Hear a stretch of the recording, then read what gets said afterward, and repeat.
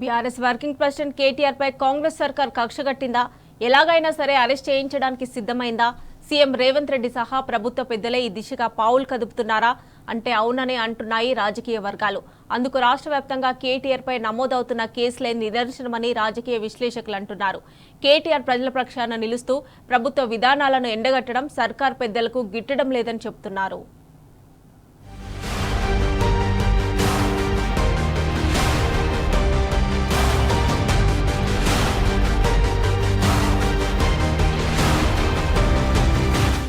కాంగ్రెస్ ప్రభుత్వ వైఫల్యాలను ఎండగడుతున్న BRS working president KTR పై రేవంత్ సర్కార్ కక్ష పెంచుకుందన్న చర్చ రాజకీయ వర్గాల్లో జోరుగా సాగుతోంది.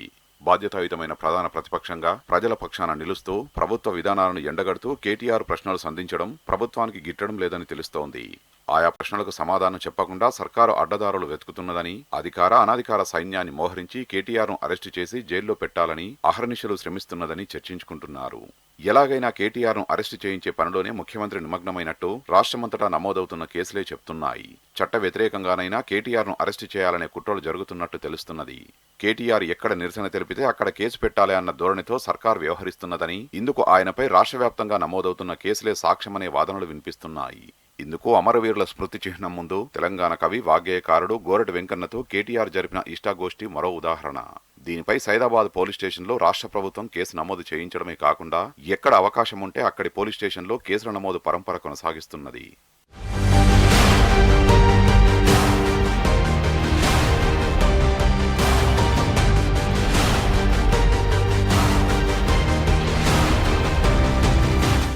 కాంగ్రెస్ ప్రభుత్వాన్ని అటు అసెంబ్లీలో ఇటు ప్రజాక్షేత్రంలో కేటీఆర్ తన ప్రశ్నలతో ముప్పు తిప్పలు పడుతున్న విషయం తెలిసిందే. కాంగ్రెస్ హామీల అమలులో వైఫల్యాలను నిత్యం ఎండగడుతూనే ఉన్నారు. వీటికి తోడు ముఖ్యమంత్రి కుటుంబ సభ్యుల అవినీతి బాగోతాలను ఎప్పటికప్పుడు ప్రజల ముందు ఉంచుతున్నారు. మూసీ, అమృత్ టెండర్లు, కొడంగల్ నారాయణపేట ఎత్తిపోతల ప్రాజెక్టు, ఫార్మా విలేజ్ పేరిట భూదందాలు, ఫార్మా సిటీ భూముల్లో ఫోర్త్ సిటీ పేరిట రియల్ ఎస్టేట్ దందా ప్రయత్నాలపై తన వద్ద ఉన్న ఆధారాలను కేటీఆర్ ప్రజల ముందు పెడుతుండటంతో రేవంత్ రెడ్డిలో అసహనం పెరిగిపోయిందని చెబుతున్నారు. అలాగే కేటీఆర్ తమకు కొరకరాని కొయ్యగా కంట్లో నలుసుగా తయారయ్యారని సీఎం భావిస్తున్నట్టు కాంగ్రెస్ వర్గాలు సైతం చెబుతున్నాయి. ఈ క్రమంలో ఆయన్ను నిలువరించాలంటే అరెస్టు ఒక్కటే దారిగా ముఖ్యమంత్రికి కనిపిస్తున్నదని ఆ పార్టీ వర్గాలు అంటున్నాయి.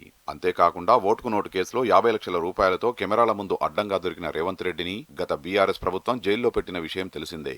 అందుకు ప్రతీకారంగా ఎలాగైనా కేసీఆర్ కుటుంబంలో ఒకరిని, అందులో కేటీఆర్ను జైల్లో వేసి తన రాజకీయ ప్రతీకారం తీర్చుకుంటానని రేవంత్ రెడ్డి ప్రమాణ స్వీకారానికి ముందు రోజు బాహాటంగానే తన సన్నిహితులతో చెప్పినట్టు ప్రచారం జరిగింది.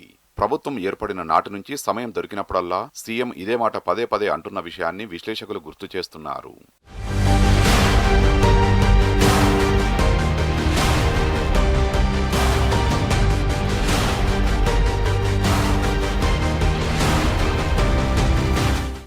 కాంగ్రెస్ నేతలు, కార్యకర్తలు ఫిర్యాదు పేరిట రాష్ట్రంలోని మారుమూల ప్రాంతాల్లోనూ కేటీఆర్ పై కేసులు నమోదవుతుండడం గమనార్హం. అమరవీరుల స్తూపం వద్ద ఇంటర్వ్యూ ఇచ్చిన సందర్భంగా కేటీఆర్ చేసిన వ్యాఖ్యలపై సైదాబాద్ పోలీస్ స్టేషన్లో కేసు నమోదు కాగా దీనిపై హైకోర్టు స్టే విధించింది. ఎన్నికల కోడ్ ఉల్లంఘనపై ముషీరాబాద్ పోలీస్ స్టేషన్లో, మేడిగడ్డలో అనుమతి లేకుండా డ్రోన్ కెమెరా వాడారని మహదేవ్పూర్ పోలీస్ స్టేషన్లో, ముఖ్యమంత్రిని చీఫ్ మినిస్టర్ అంటూ సంబోధించారని సైఫాబాద్ పోలీస్ స్టేషన్లో, మూసీ ప్రాజెక్టుపై చేసిన వ్యాఖ్యలకు ఉట్నూరు పోలీస్ స్టేషన్లో, చార్మినార్ వద్ద నిరసన తెలిపినందుకు చార్మినార్ పోలీస్ స్టేషన్లో కేసులు నమోదయ్యాయి. అయితే కేంద్ర మంత్రి అమిత్ షాపై చార్మినార్ పోలీస్ స్టేషన్లో కేసు నమోదైనా ఆధారాలు లేవని ఆ కేసును కొట్టివేశారు. కానీ కేటీఆర్ పై కేసును మాత్రం కొనసాగిస్తుండడం గమనార్హం. అయితే ప్రజల్ని నమ్మించేందుకు మాత్రమే అప్పుడప్పుడు కాంగ్రెస్ నేతలు బీజేపీపై విమర్శలు చేస్తున్నారని గులాబీ శ్రేణులు అంటున్నాయి.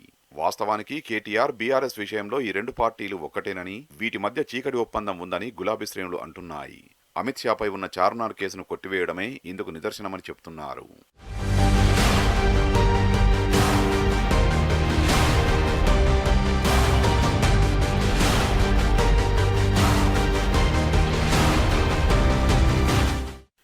కేటీఆర్ను అరెస్టు చేయాలన్న ఉత్సాహంలో కాంగ్రెస్ ప్రభుత్వం చట్టాన్ని, ప్రజాస్వామ్య స్ఫూర్తిని విస్మరిస్తున్నదనే ఆరోపణలు వస్తున్నాయి.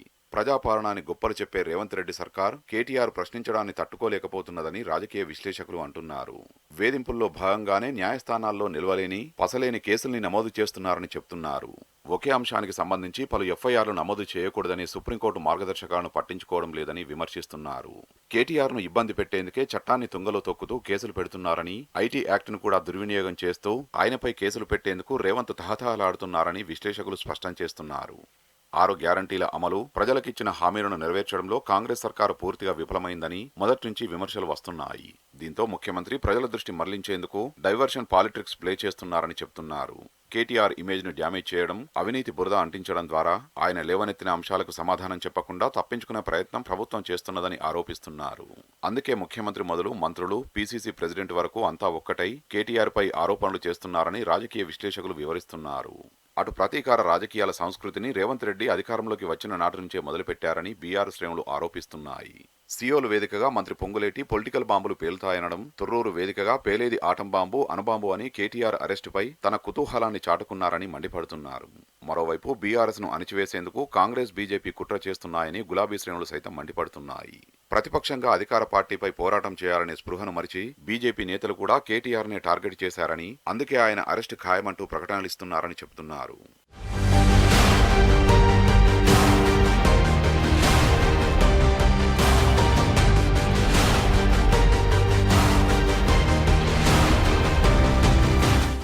ఎలాగైనా అరెస్టు చేయాలని కాంగ్రెస్ ప్రభుత్వం ప్రయత్నిస్తుంటే బీఆర్ఎస్ వర్కింగ్ ప్రెసిడెంట్ కేటీఆర్ మాత్రం మరింత ఉత్సాహంతో ప్రజల తరపున పోరాటం చేస్తున్నారు. కాంగ్రెస్ రేవంత్ రెడ్డి చౌకబారు రాజకీయాలకు పాల్పడినంత మాత్రాన ప్రజల పక్షాన గొంతును వినిపించక మాననని ఇప్పటికే చెప్పారు. కేసులతో భయపెట్టాలని చూస్తే అంతకన్నా మూర్ఖత్వం మరోటి ఉండదన్నారు. ప్రజల కోసం చేసే పోరాటంలో అవసరమైతే 100 సార్లైనా సంతోషంగా జైలుకు వెళ్లేందుకు సిద్ధమన్నారు కేటీఆర్. తనపై నమోదైన మొత్తం కేసులపై స్పష్టతనివ్వాలని రాష్ట్ర డీజీపీకి కేటీఆర్ లేఖ రాసినా డీజీపీ కార్యాలయం నుంచి స్పందన లేకపోవడం గమనార్హం.